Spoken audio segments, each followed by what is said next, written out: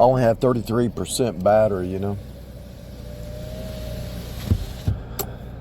So we'll see if I can do this. There's one storyline, no matter what you're doing. There's one source. Every time you open your mouth to speak a sentence, you're speaking from source. Even the unsaved, they're using source.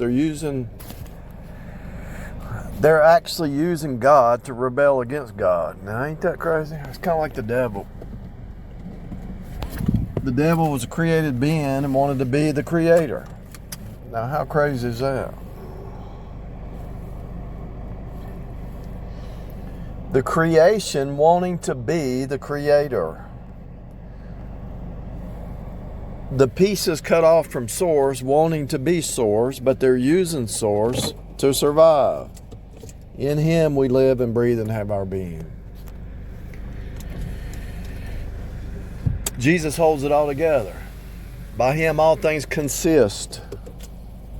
So how can the pieces that are from source function without source? I want you to think about what I'm saying. Think about how when you're a child, they're teaching you how to speak. They're teaching you how to do this. They're teaching you how to do this. They're teaching you how to act and think and do whatever.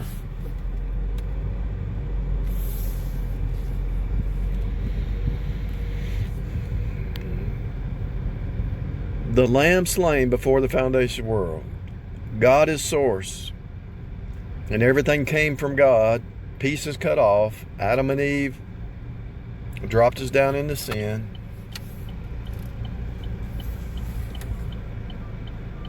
This earth was created for mankind to rule and to manage it. But the devil said, hath God said?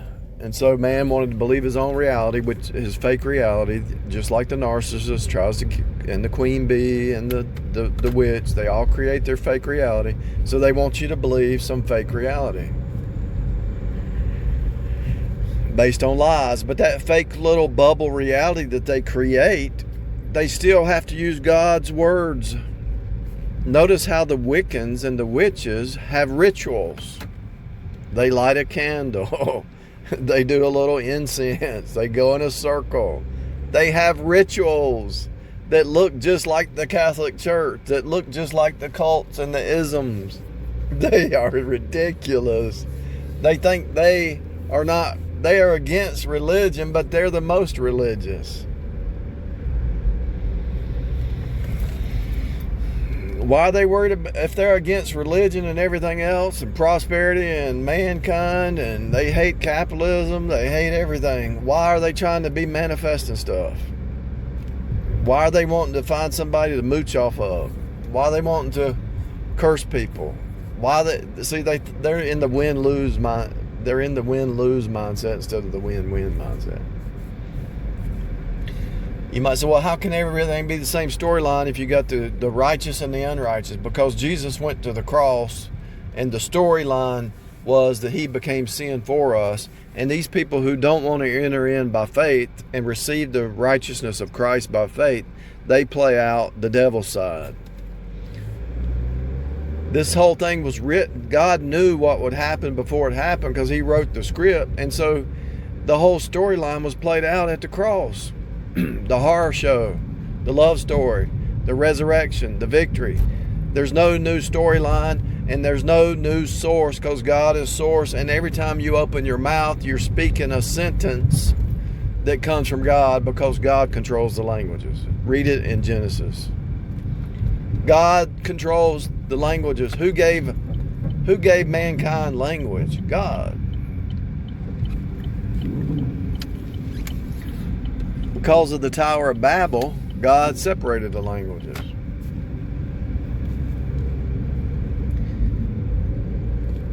Because the same thing that happened in Genesis 3, where God didn't want man to live in sin forever. He didn't want the Tower of Babel to come together because man would be living in sin forever, in death.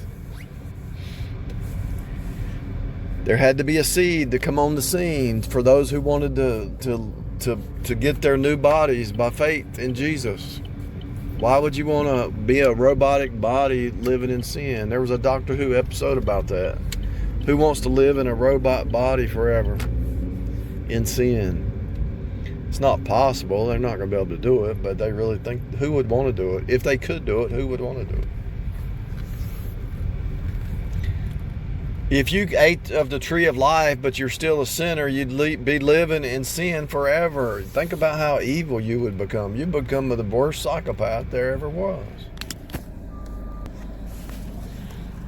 Everything that you do, every word you speak, every sentence, every step, every walk, every story, you're preaching Jesus. You're preaching the cross. You're preaching what happened at the cross. It's the same story. Well, how can it be the same story? You say, in my marriage, Christ and his church. Man, husbands, love your wives as Christ loved the church. Wives, submit to your husbands as unto the Lord. What about my job? You punch a time clock. You work your 40 hours. You sacrifice to get a paycheck. Sacrifice, redemption. You work hard to redeem some money. You go to the store. Well, I'm going to the grocery store. How is that the same story? You go to the grocery store, you give your money, you redeem, you get your product. The counter at the service is service. You go to work, it's service. You get married, you serve. Marriage is to serve the other one, to build the other one up spiritually, really is what it's about. And it's all a love story. If you don't love your job, you're miserable. If you don't love your spouse, you're miserable. If you don't love why would you go to the what do they call the stores where they buy clothes? Why would you go to a department store, a clothing store, if you didn't love the clothing, or if you didn't want the clothing? You wouldn't go there. So it's a love story. It's a sacrificial story. It's a redemption story. It's a victory story. It's a repeat. It's a cycle of the same story happening all the time, everywhere, all the time. And even when you speak, when you think, when you speak, when you do, when you act, think, and speak, you're preaching the source of this whole thing. Everything that you do. This is why I was able to come to the conclusion that every moment is the now. Every day's the same. Every moment is the same. There's no difference between where I'm at and where you're at. The only difference is the letter T, over here or over there. And it's a fractal. What's happening in your family, it doesn't matter if you're rich, poor, whatever. No matter where you're at, same storyline, same drama, same junk going on. Even if you had all the knowledge and the wisdom of the whole world and you got married, you still have marital issues. Well, why didn't you wash the dishes? I've been washing dishes all week. You know I was sick. You know I had a headache. I'm the man. It don't matter, I had a headache. Can't you wash the dish? Don't you care? It's the same story. Co-workers,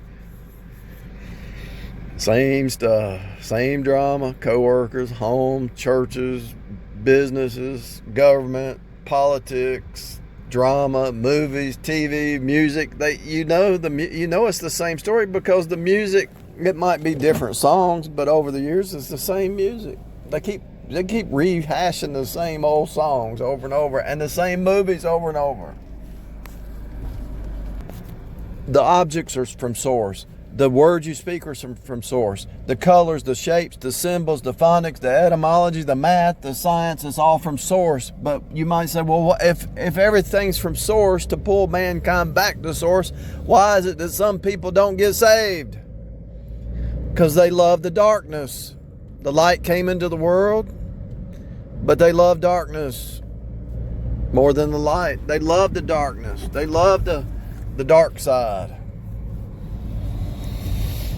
Why do they love this dark side? Because that's part of the storyline. Don't be mad at them. It rains on the just and unjust. They're gonna be judged.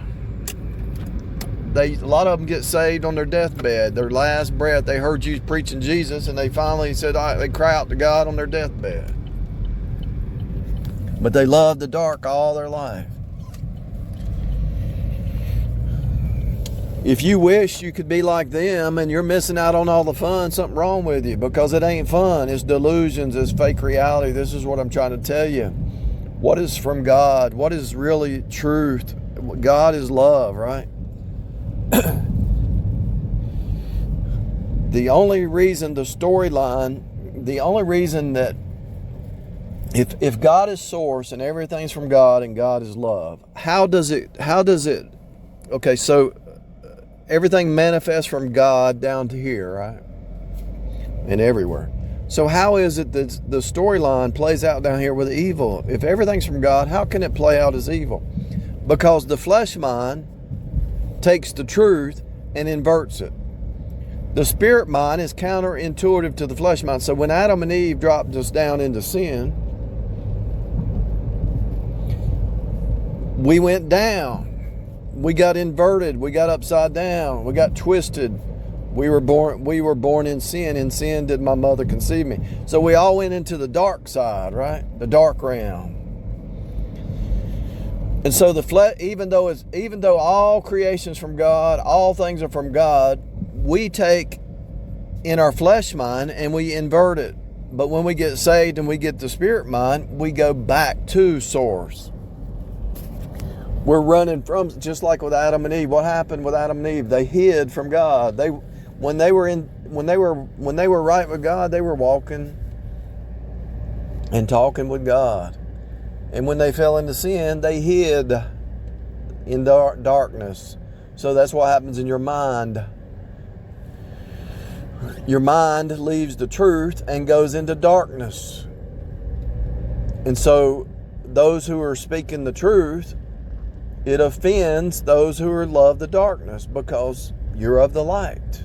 They're of the darkness. It's counterintuitive. So I can say all things are from source, and God has to put like a protection around the earth plane so you don't corrupt the rest of the creation.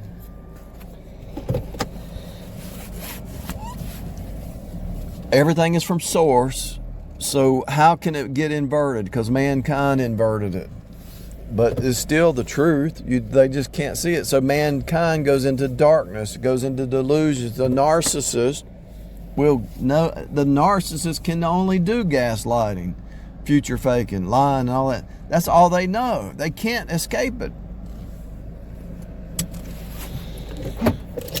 If you got a brother or sister or somebody who just keeps doing the same old stuff all the time, and they cry to you and say, well, why am I having trouble? And you can beat them over the head until they're blue in the face, and they just can't stop.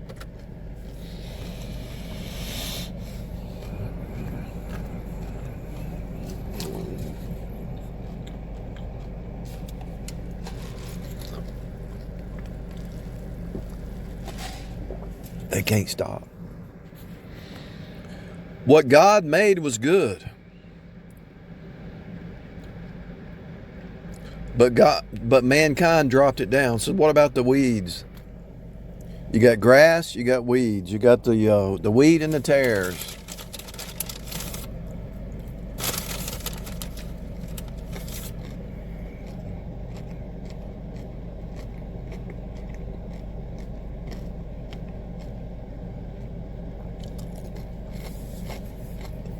That tells you the earth plane is a reflection of the human heart. You can see the negative in society.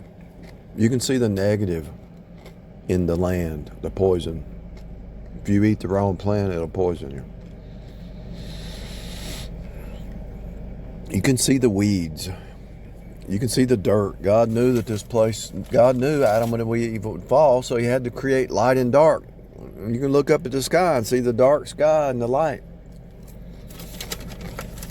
So even the universe, even the way the stars and the moon and the sun is a reflection of the heart of man.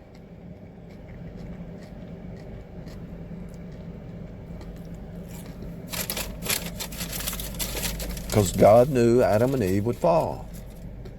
And then they say, well, if God why did God make us if he knew some people would end up burning in hell? God wants all men to come to he would have all men to come to the knowledge of the truth. But should he have not created mankind and nobody would have been able to fellowship with God or experience God?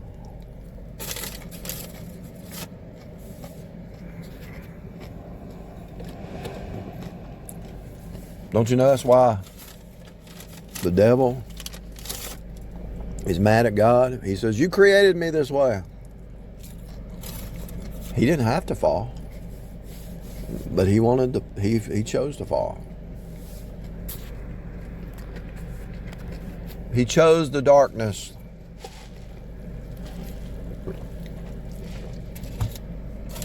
You rub shoulders with people every day of your life and they choose the darkness. They love the darkness. The narcissist, the liar, the thief, they love darkness.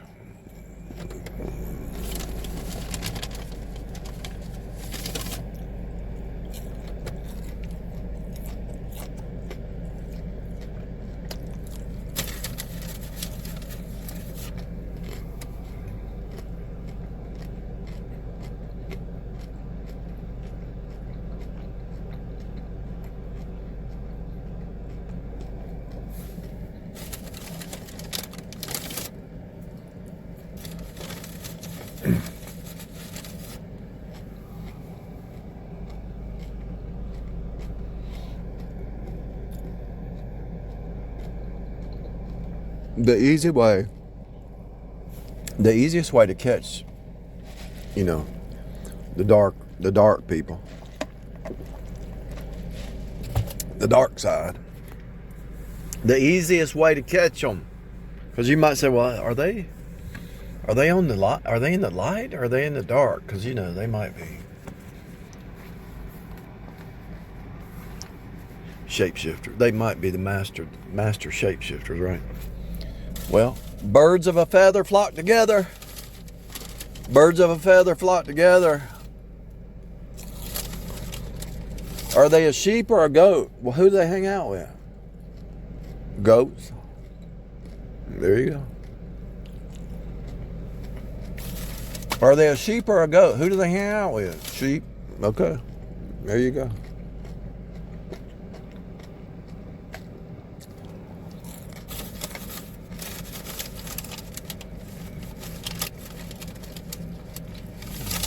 Are they a sheep or a goat at work? Are they a part of the team or are they an anti-team? Are they a part of the program or are they anti-program? Church, home, family. If you've had a brother or sister growing up or a cousin, if you didn't have a brother or sister or a cousin, you watched that cousin or that brother or sister in day-to-day activity, you knew the path that they were going to take. Now, they might get saved eventually, but when they were a kid, you knew that was a goat. You knew they loved the darkness. You knew it. You could see it in their eyes. When they did something evil, they enjoyed it. They got joy out of it. Remember? When your cousin or your sister or your brother or whoever it was did something they shouldn't be doing, mischief, they got joy out of it. Now there's times, you might joke around and, playing a game or something but I'm talking about you saw the pattern. They live for that. They were always doing mischief. They never felt guilty about doing mischief. If they did cry, it's because they got a spanking and got caught. You could see it in your neighbors. You could see it everywhere. At church, you could see it, but you just don't want to see it.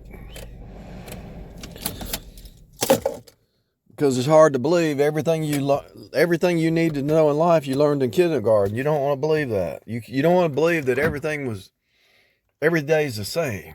The truth is the truth. Excuse me. The truth is so loud, it's in your face every day.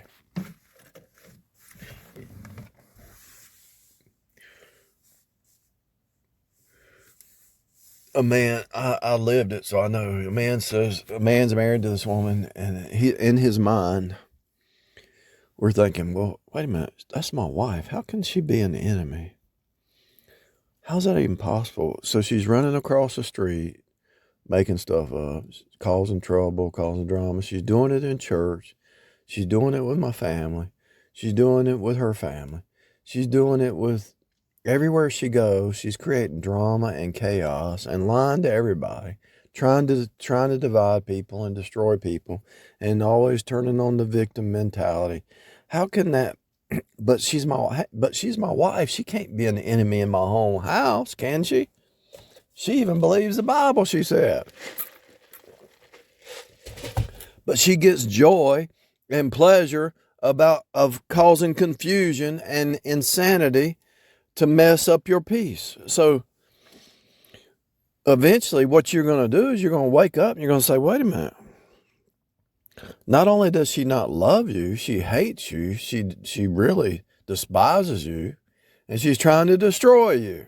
You have an enemy in your own house. You finally wake up and realize that these people who talk a good talk, do their flattery, do their whatever, do their love bombing, do their fake reality, future faking, their intention was not to help you, but to destroy you. And the reason they did it is because they have no truth in them. They have no power, so they have to vampire off of somebody. So they're only going to be able to vampire off of the gullible people. And the only reason you're gullible is because you didn't believe the Bible. You read it, but you didn't really think it was really in 3D. And this is what I have a problem with churches. That Bible's happening right now. You open up the Bible and you read it about Elijah, Jezebel, or whoever in some kind of Pharisee, legalist, and John the Baptist, they cut his head off. It's happening now. And that's where the churches try to get you to think, oh, that happened 2,000 years ago. That happened 4,000 years ago. That's going to happen. It's happening now. You can have an enemy in your house. You can have people conspiring against you. And they are. If you're really saved, you're going to have some people conspiring against you, because if you're speaking truth, living truth, love the truth, I'm not saying you're perfect. Nobody's perfect. They're going to come after you because they get taken over by the devil and they have to play the script. The same storyline plays out all the time, every day, every hour, every moment, internal, external, all the time. And so that storyline has to play out. And you might say, well, why is this happening to me? To turn you back to God, to push you back to God, to get you to depend on God. Trust God, rest in God, walk by faith. Eat and drink of that eternal life. We might eat and drink of something down here in the natural, but that's nothing compared to eternal. Spiritual truth is more important. Man shall not live by bread alone, but by every word that proceeds out of the mouth of God. And then when you digest it and rightly divide it, then you can actually see it playing out on a daily basis, everywhere you go. Whether they're trying to kill you, poison you, defame you, lie about you, enemy in your own house, enemies online, offline, across the street, in-laws, outlaws, cousins, aunts, uncles. If they're trying to destroy you, it's going to be obvious, but you don't want to believe that the dark persecutes the light. The night persecutes the day. The flesh persecutes the spirit. They have to play their role. They have to play their role in the scroll. because it's all going to be rolled up. The stars in the heavens are going to be rolled up like a scroll, because you're in a 3D version of that Bible, and it has to play out. Check this out real quick, and I'm done. FloJo, the fastest woman, nobody can beat her record. Notice her name is Florence. And then Usain Bolt, fastest man, his last name is Bolt, like a lightning bolt. What's the chances of Flo's name being, she's in the FloJo? And what about Usain Bolt, fastest man and fastest woman? Both of them have a last name or a first name that talks about being fast or in the flow. You think that's scripted? I mean, you think that's not scripted? You think that is not scripted?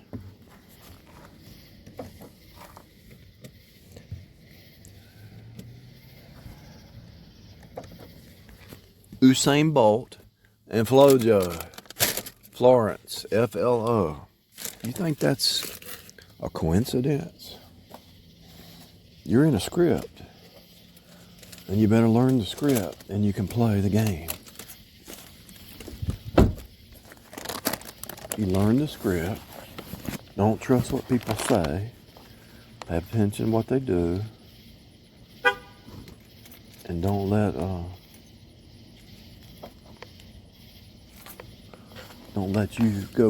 go by your own understanding. Follow the script.